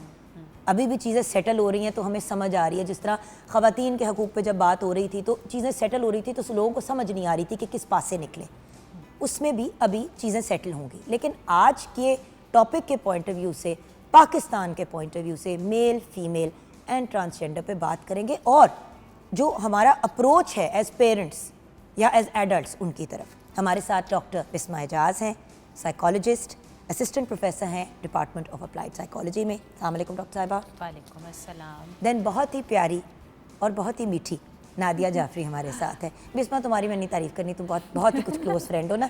अभी नादिया को मैंने प्रॉपर्ली जाना नहीं है, इसलिए वो ज़रा ज़्यादा मुझे मीठी लगती है। नादिया एक एजुकेशनिस्ट हैं, अस्सलाम वालेकुम, and a motivational speaker as well. Girls, I want to talk about gender. मुझे पता है ये बड़ा एक मुश्किल सा टॉपिक है और ज़रा डरा भी देता है इंसान को बात करते हुए कि कोई अपसेट ना हो जाए, ऑफेंड ना हो जाए। हम बिल्कुल भी मज़हब और इन चीज़ों के पॉइंट ऑफ व्यू से नहीं, सिर्फ एक इंसानियत के पॉइंट ऑफ व्यू से इस वक्त बात करना चाहेंगे। जेंडर्स, तीनों जेंडर्स को बिल्कुल मुख्तलिफ तरीके से ट्रीट किया जाता है। पहले तो मैं उस पर आप दोनों की राय लेना चाहूँगी। जी मैम। सबसे पहली बात तो ये कि बहुत ही इंटरेस्टिंग टॉपिक भी है और उसके साथ साथ उससे ज़्यादा सेंसिटिव टॉपिक भी बिल्कुल। है। और हम चूँकि फ़ीमेल जेंडर हैं बायोलॉजिकली भी, तो हम उसको रिप्रेजेंट कर रहे हैं कोइंसिडेंटली कि हमने पिंक कलर पहना हुआ है, which is a very coincidence today. And pink ribbon के पॉइंट ऑफ व्यू से भी, पिंक रिबन के पॉइंट ऑफ व्यू से। अब अगर इसको मैं अपने व्यू में एक्सप्लेन करूँ तो जैसे आपने बहुत अच्छे तरीके से नरेट किया कि पाकिस्तान में 3 जेंडर जो हैं उनको एक्नॉलेज किया जा रहा है, और ये जो जेंडर है ये हम बायोलॉजिकल मेकअप के तौर पे, बायोलॉजिकली किस तरीके से वो क्या मेकअप लेके आई है, किस तरह का बॉडी स्ट्रक्चर लेके दुनिया में आया है वो पर्सन, उसकी बेस पे डिटर्मिन करते हैं कि वो मेल है, फीमेल है या ट्रांसजेंडर है। इधर आप आइडेंटिफाई क्या करते हैं हम उसकी बात नहीं कर रहे। हाँ। अभी पहले बायोलॉजी को तो टच कर लेना, फिर बाकी चीज़ों की अब तरफ जाएंगे। बायोलॉजिकली वो इंसान जो दुनिया में आया वो कौन सी बॉडी लेके आया ये तो अल्लाह ताला ने डिटर्मिन किया, लेकिन इस दुनिया में आने के बाद वो जेंडर रोल क्या प्ले कर रहा है वो हमारा कल्चर और हमारा रिलीजन डिटर्मिन करता है। हम रिलीजियस पॉइंट ऑफ व्यू पे भी नहीं जाएंगे बिकॉज एवरीबडी नोज़ इसकी क्या डोमेन्स है, लेकिन हमारा बेसिकली पाकिस्तान में जो कल्चर है वो डिटर्मिन कर रहा है कि मेल जो है उसकी जेंडर के साथ क्या रोल्स अटैच्ड हैं, फीमेल जो है उसकी जेंडर के साथ क्या रोल्स अटैच्ड हैं, और ट्रांसजेंडर के साथ क्या रोल्स अटैच्ड हैं। इसको सिंप्लीफाई अगर मैं करूँ तो मेल्स के लिए ये सोचा जाता है कि जी मेल जो है वो ब्रेड विनर है, घर का कमाने वाला है, घर का सरबराह है, एक बिल्डिंग ब्लॉक है, डिसीजन मेकिंग पावर उसके हाथ में है, डोमिनेंस उसके हाथ में है। ऑन द अदर हैंड जो फीमेल है उसके लिए जेंडर के साथ ये रोल्स अटैच कर दिए जाते हैं कि वो एक पैम्पर करने वाली, नर्चर करने वाली, केयर देने वाली, सपोर्ट देने वाली, प्रोटेक्ट करने वाली है। मतलब उसने हमेशा अपने आप को एक सरेंडरिंग रोल में प्रेजेंट करना। ट्रांसजेंडर को चाहते हुए भी हम वो चीज़ एक्सप्लेन नहीं कर सकते जो उनके साथ यहाँ पे सलूक किया जा रहा है। और बात ये अभी तो जाके आईडी कार्ड और ये वाली सारी चीज़ों की तरफ हम गए हैं। देखिए इसमें बहुत हद तक, क्योंकि देखिए मेरा तो इस सेक्टर से इतनी देर से ताल्लुक़ है और मुझे पता है गवर्नमेंट सेक्टर में तो बड़ी देर से करना चाह रहे थे, लेकिन ऑपोजिशन बड़ी आ रही थी लेफ्ट राइट एंड सेंटर। तो बात ये कि बड़ी हिम्मत करके इन चीज़ों को फिर डिफ़ाइन किया गया, इनको आगे लेके आए। और करंट गवर्नमेंट को मैं बहुत क्रेडिट इस चीज़ का दूंगी क्योंकि मैं देखती आ रही हूँ बड़े सालों से, बड़े अरसे से, एटलीस्ट 1.5-2 डेकेड तो मैं देख रही हूँ कि बार बार ट्रांसजेंडर्स के लिए कुछ करने की कोशिश की जाती है, लेकिन माशरा भी तो उसको एक्सेप्ट करे ना। उनको रिप्रेजेंटेशन दी है तो ही वो अपने रिप्रेजेंटेटिव रोल में आके अपने जैसे लोगों के हक में बोलने के काबिल हुए हैं, वरना उनको कहाँ हक था अपने बारे में बोलने बिल्कुल। का। So this is the main thing which is going on in Pakistani culture right now. Ma'am आपका भी पॉइंट ऑफ व्यू। इसी बात को आगे बढ़ाते हुए बड़ा अच्छा इन्होंने स्टार्ट उसका एक एलैबोरेट कर दिया, डिफाइन हो गई ना बात, इसमें बिल्कुल डिफाइन हो गई। अब अगर देखा जाए तो दोनों के रोल्स भी बड़े इंपॉर्टेंट हैं। जो थर्ड हम डेफिनेटली ट्रांसजेंडर की बात कर रहे हैं उनके ऊपर तो हमने वर्किंग करनी है। दे नीड अस एक्चुअली, कि हम अपना इंडिविजुअली उनके लिए रोल प्ले करें। जहाँ तक बात है मर्द एंड औरत की, और अगर हम इस तरह से दोनों जेंडर्स को लेके चलें तो उसमें रिलेशनशिप भी बड़ा मैटर कर रहा है कि जब बाप बेटी का रिश्ता है, अगर माँ और बेटा हैं तो उसमें वो बराबर नहीं है, माँ का थोड़ा सा दर्जा ऊपर है, बाप बेटी है तो रिश्ते के मामले में बाप थोड़ा सा बरतर है। फिर इसी तरह अगर हम आए हस्बैंड वाइफ, लेकिन जान इसी रिश्ते को जब आप आगे लेके जाते हैं, बेटा बड़ा हो जाता है तो उसका रोल फिर माँ से बड़ा हो जाता है, चाहे ये मजहबी तौर पे और हर तरीके से गलत है, लेकिन बेटा फिर उसके ऊपर हावी हो जाता है और फिर ऑन बन जाता है, लेकिन बेटी कभी भी बाप और माँ के सामने खड़ी नहीं होती।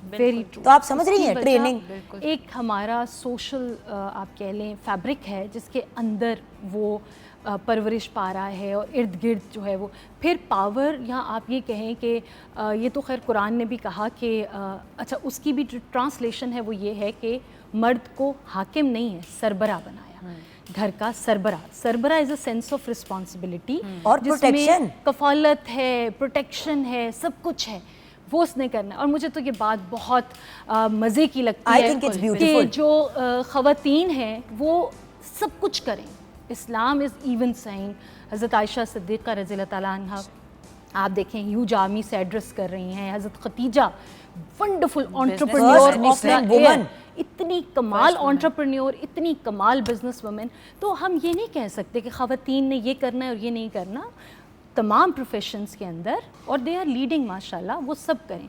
लेकिन इंटरेस्टिंग बात मुझे जो बहुत मज़ा आया कि देखें ज़िम्मेदारी ये मर्द की है, कफालत और ये सारा, औरत की एक्चुअली जो वो अगर अर्निंग ला रही है उसकी मर्जी है, वो उसको, ये इस्लाम कह रहा है वही दूध तक पिलाएंगे आप बच्चे को तो आपको उसका मुआवजा मिलना चाहिए, राइट है, इसके ऊपर भी है। तो you can enjoy your rights in Islam. तो ये हम we are blessed to be here like that, like Muslim. तो हमें बड़े अरसे से हकूक मिले और दोनों जेंडर्स का मैम ये मिले हकूक ना, लेकिन मिले नहीं प्रैक्टिस।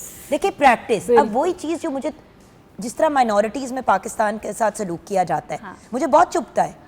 चुभता अगेन गवर्नमेंट लेवल पे नहीं बात करी, मैं बात करी हूँ हम लोग खुद एज सिटीजन्स ऑफ पाकिस्तान क्या करते हैं। पाकिस्तान क्यों बनाया था? इसलिए बना था ना क्योंकि मुसलमानों के साथ बुरा हो रहा था। तो अब आप नॉन मुस्लिम के साथ जब बुरा करेंगे उसी मुल्क में जो आपने इसलिए बनाया था ताकि आप आज़ादी से अपना मजहब प्रैक्टिस कर सकें। एक बात, अब खवातीन ही जब ट्रांसजेंडर के खिलाफ बोलती हैं तो मेरा कलेजा फट जाता है, इसलिए क्योंकि मैं कहती हूँ कि यार पहले हम इस चक्की में पिसे, अब हम इस चक्की से कुछ बाहर निकले तो अब अगले को पीसना शुरू कर दो। बात ये कि ये system of abuse and emotional torture, ये इमोशनल टॉर्चर है, ये बहुत बुरे असरात इंसान के ऊपर लेके आता है। और फिर जब आप एक औरत को या एक ट्रांसजेंडर को टॉर्चर करते हैं मेंटली, जब तक वो बड़ा होता है या बड़ी होती है या जो भी राइट टर्म है यूज़ करने के लिए, तो वो फिर एक फंक्शनल मेंबर नहीं होते सोसाइटी के। अच्छा, ट्रांसजेंडर की स्पेसिफिकली अगर हम बात करें, बिकॉज मेल और फीमेल के जेंडर रोल्स क्या हैं या सोसाइटी में उनकी कितनी वर्थ है या रिस्पेक्ट किसको कितनी दी जाती है, ये मेरे ख्याल है हम बहुत इसके ऊपर सुन भी चुके, बात भी बहस भी कर चुके। लेकिन असल जो चीज़ नेग्लेक्ट में जा रही है वो ट्रांसजेंडर हैं। I totally agree with this thing, because ये वो इंसान है। सबसे पहले तो हम यही नहीं समझते कि वो एक इंसान है, मखलूक है अल्लाह ताला की, जिसको अल्लाह ताला इस दुनिया में लेके आया है। अपनी मर्ज़ी से तो कोई नहीं आता। अगर वो आ ही गया तो आप कह रहे हो कि उनके साथ जो अब्यूज़ किया जाता है, right from the very first day they have to face that abuse. उनके अपने माँ बाप ही एक्सेप्ट नहीं करते कि मेरी औलाद है। 90% ऑफ द केसेस उनको वो बच्चा चाहिए ही नहीं होता। और बड़ी दफ़ा ऐसे बच्चों को किसी जगह के बाहर, दे किसी दिया मस्जिद के जाता बाहर छोड़ दिया, किसी इदारे के बाहर छोड़ दिया, या उनको ट्रांसजेंडर ग्रुप्स के ही हवाले कर दिया जाता है कि this is yours. Differently abled और बच्चे, वो बच्चों के देखो साथ भी यही उनका होता दिल है। जुगन कितना बड़ा होता है कि दे डोंट इवन आस्क कि इसका रिलीजन क्या है, इसकी एथनिसिटी क्या है, इसका सोशो इकोनॉमिक स्टेटस क्या है या कुछ भी है। They just hug that child and have it, और फिर उसको पालते हैं, पोसते हैं, बड़ा करते हैं। मेरा ख्याल है अभी हम थोड़ी देर पहले आपस में डिस्कस कर रहे थे, तहजीब जो है ना वो ट्रांसजेंडर्स में है, हम में नहीं है।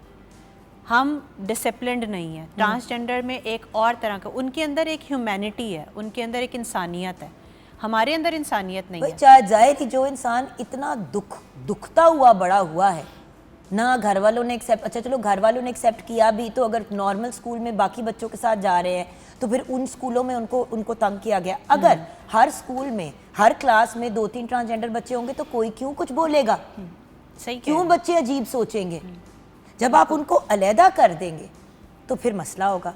देखिए कोएड स्कूल्स अब आम है पूरे पाकिस्तान में। एक वक्त होता जब सिर्फ लड़कियों के या लड़कों के होते थे और कुछ कोएड एजुकेशन के स्कूल थे।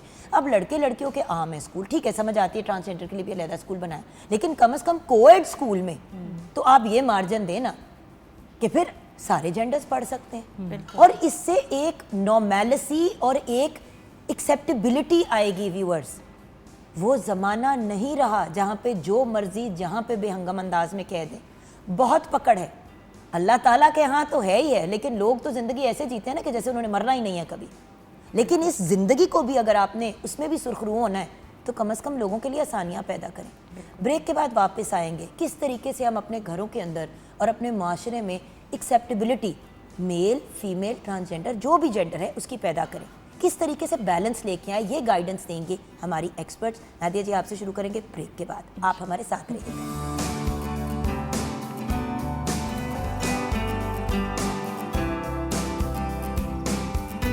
Welcome back from the break viewers. अभी हम ब्रेक में यही डिस्कस करी थी तीनों सहेलियाँ और शेफ तैयबा को इंक्लूड करके कि यार आजकल तो कुछ भी नहीं कह सकते, जो बोलते हैं कहीं ना कहीं से शेंट पड़ जाती है, और स्पेशली अपने बच्चों से। You can't say that is wrong, you are triggering me. ठीक, बिल्कुल सही है, बिल्कुल ठीक है, हम बुरा नहीं कह रहे, हम भी सीख रहे हैं, हम बार बार यही कह रहे हैं, हम भी सीख रहे हैं। थोड़ा हमारे पर हाथ वाला रखो बच्चों। जी तैयबा जी। जी व्यूअर्स, मिक्स सब्ज़ी बिल्कुल तैयार है और आप इसके कलर्स देख सकते हैं, बिल्कुल ख़राब नहीं हमने किए। और इसके साथ लच्छा पराठा है और साथ हम रायता सर्व कर रहे हैं। तैयबा जी आपकी खूबसूरती से नजर ही नहीं हटती, हांडी कौन देखे? देखे ना आप ऐसी बातें। मैं एक वजह की बात बताऊं, कॉम्प्लीमेंट करना भी एक बात नोट ऑब्जर्व करने वाली है। हमारे यहाँ कॉम्प्लीमेंट भी हमेशा मेल को किया जाता है। तो मेरा सोना शहजादा, हाय मैं सदके, मेरा प्रिंस आ गया। अच्छा बेटियाँ वहाँ पे बैठी हुई हैं, शक्लें देख रही हैं और कोई उनको पूछ ही नहीं रहा, जाओ भाई के लिए पानी लेके आओ। भाई की तारीफ के फौरन बाद बेटी को कहा जाता है जाओ भाई के लिए पानी लेके आओ, जबकि उसने कुछ किया भी नहीं होता, बट उसको इंस्ट्रक्शन भी इस तरीके से देनी है। तारीफ तो दूर की बात। जी मैम। बिल्कुल आप ही की बात बिल्कुल एग्जैक्टली ये जो अब हमारा सोशल फैब्रिक है जिसमें हम सब मौजूद हैं, वहाँ पे बिल्कुल ऐसा है। बच्चियों के मामले में बहुत सी ऐसी आवाज़ें हैं जो सोसाइटी से उनको एक प्रेशर में भी रखती हैं। यहाँ नहीं जाना, वहाँ नहीं जाना, भाई के साथ जाना है, इस इदारे में नहीं पढ़ना, दूर आपको नहीं भेज सकते, करीब वाला वो बेहतर है या नहीं वहाँ भेजेंगे। जहेज़ की लिस्ट आ गई है, मेहमान आ गए हैं, जाओ किचन में जाओ, किचन में और जाओ। ये नहीं कि पर्दे वाली बात है, पर्दा तो ऑब्वियसली व्यूअर्स वो तो अपनी जगह है, जहाँ पे पर्दा है वहाँ पे पर्दा है, वहाँ पे बच्चियाँ औरतें नहीं आती सामने, लेकिन गेस्ट आए हैं घर के अंदर, सारे बैठे हुए हैं और बेटों को भी साथ बिठाया हुआ है, बेटी को कहा है जाओ तुम, भाई बेटे बेटी दोनों को कहो कि जाओ मेरी आओ किचन में। बिल्कुल बिल्कुल। और ये सब घरों से ही होगा, घरों से पेरेंट्स ही उनको ग्रूम करेंगे, तो ये एक्चुअली जो है वो बैलेंस वो अप्रोच ग्रूमिंग आएगी। कैसे करें? वो हमें बिल्कुल, वो ग्रूमिंग में डेफिनेटली सबसे पहले दोनों का रोल है, माँ और बाप दोनों का रोल है कि वो बच्चों को बिल्कुल इक्वली लेके चलें, जो बहुत मुश्किल है। बीइंग अ मदर मैं ख़ुद ये बात समझ सकती हूँ। और जो अभी बात हम कर रहे थे कि छोटी छोटी बातों पे आजकल अगर टीनेजर्स हैं तो वो तो कहते हैं हमारी सेल्फ रिस्पेक्ट जो है वो हर्ट हो रही है, तो grooming itself is very tough. Parenting को भी हम सीख सकते हैं, और उसमें जो बच्ची और बच्चे का फ़र्क है, जैसे बड़े ही अजीब से हमारे एक वो तासुबात ही मैं कहूँगी, 3 तियां तो बाद हुन मनु पुत्र चाहिए, अच्छा इसका नाम बुशरा रख लो, इसका ये रख लो क्योंकि इसके बाद बेटा आ जाएगा, खुशखबरी मीनिंग है। देयर आर सर्टन हमारे अंदर तासुबात हैं। फिर हम यहाँ तक हमारे एक नेबर्स में थी, उन्होंने कहा तीसरी बेटी होगी तो मैं तलाक दे दूँगा तुम्हें। तो ये एक अप्रोच जो है, ये this is not a balance. और ये फाउंडेशन है ना आप उस बच्चे की ज़िंदगी की, जो अल्लाह रूह दे रहा है आपको, वो आपके लिए बहुत बड़ी ब्लेसिंग है। और ये बच्चा जो कायनात का हिस्सा है, जो इस तरह दुनिया में आएगा, वो डेफिनेटली एक डिफरेंस क्रिएट करने आ रहा है। और उसमें कोई मर्द औरत का फ़र्क अल्लाह ने ना इल्म के मामले में, खुद हम किसी हवाले से बात कर लें, कोई डिफरेंस नहीं है। लेकिन नादिया जी ये एक प्रॉब्लम है ना हमारे माशरे में, जिस बच्ची की पैदाइश होगी और उसकी माँ को कहा जाएगा मैं तुझे तलाक दे दूंगा बगला तूने बेटी पैदा की, उस बच्ची की पैदाइश कितना एक ट्रॉमेटिक एक्सपीरियंस रहा। अब वो माँ बच्ची को दूध पिलाते हुए रो रही है, वो बच्ची ट्रॉमे में जा रही है, वो बच्ची पैदा इस दुनिया में आते ही, बल्कि माँ की कोख पे पता चल जाए कि अगर बेटी हो रही है तो कि अब तो उस बच्ची की ज़िंदगी का आगाज़ क्या है। किसी भी बंदे को आप अगर बचपन से ये फील कराएंगे तुम कुछ नहीं हो, यू आर गार्बेज, तुम्हारी औकात अगले जितनी नहीं है, तो आप खुद ही बता दें, आप माहिर नफ्सियात है डॉक्टर साहिबा, क्या होगा उसका हाल? सही कह रहे हो। ये अभी डिस्कस हो रहा था, नादिया ने बताया कि जी जब 2-3 बेटियां ऊपर नीचे पैदा हो जाती हैं तो लास्ट बेटी जो होती है बॉर्न, उसके बारे में कहा जाता है इसका नाम जो है वो बुशरा रख लो। उससे मुझे एक अपना बचपन याद आया। हमारे पास एक मुलाजिम काम करता था when I was very young, उसकी ऊपर नीचे 3-4 बच्चियाँ पैदा हुई साल के वक्फे से। उसने बड़े प्यारे प्यारे नाम रखे। आखिरी बच्ची का नाम उसने रखा अल्लाह माफ़ी। अल्लाह माफ़ी वॉज हर नेम। और मुझे इतना वो अजीब लगा कि she will be called by this name all her life. भाई हमें इसी टाइप की स्टोरी कि मतलब 6 बेटियां हुई, 7वीं बेटी भी आपकी 2 बेटियां हो गई हैं, 2 बच्चे हो गए हैं, आप बस कर दें, फाइनेंशियली हालात में लोगों के अच्छे नहीं थे। 7वीं बेटी का नाम रखा Basri. What kind of a horrible name is Basri, कि मतलब बस भी कर दे, बस भी कर दे, और उसका सारी जिंदगी यही नाम रहा। रहा। अब बात यह कि व्यूअर्स, हमें कहा गया है कि अच्छे नाम रखो, ऐसे नाम, और नाम रख के नाम बिगाड़ो ना। तो हम तो नाम ही ऐसे बिगड़े हुए बच्चियों के रखते हैं कि भाई आगे और बेटा ना हो। इन चीज़ों से कोई गारंटी है, मतलब गारंटी जो कहते हैं गारंटी है कि आपका बेटा होगा या बेटी होगी। इस मतलब जाहिलियत का दौर अभी तक चल रहा है जिसमें ये नहीं पता कि जेंडर डिटरमिन करना औरत की जिम्मेदारी तो है ही नहीं, वो तो मर्द से डिटरमिन वो होता तो है। मर्द से डिटरमिन होता है। इस पे मेरा ख्याल है दुनिया भर में डिबेट हो चुकी है, लेकिन ये वो बात है जो शायद मर्द सुनना नहीं चाहते या एक्सेप्ट नहीं करना चाहते। मेडिकल बात कर रहे हैं व्यूअर्स, कोई आपसे इमोशनल बात नहीं कर रहे। अब coming back to the question जो आपने पूछा कि इसको हम कैसे कर सकते हैं, देखिए सबसे पहले तो ये आइडेंटिफाई करें कि मेल और फीमेल स्पेसिफिकली जो 2 ऑपोजिट जेंडर्स हैं उनमें ऐसी कहाँ पे डोमेन्स हैं जहाँ पे प्रॉब्लम है। सब फॉर एग्जांपल सबसे पहले जो घर पे, जैसे नादिया ने एग्जांपल दी। सेकंड इसको मैं कहूँगी वर्क प्लेस पे, बिकॉज हम सब वर्किंग ख़वातीन हैं। वर्क प्लेस पे मेल्स और फीमेल्स की अर्निंग इज़ डिफरेंट, ठीक है, पहली चीज़। दूसरा, the rights to communicate, the rights to express their opinion is different.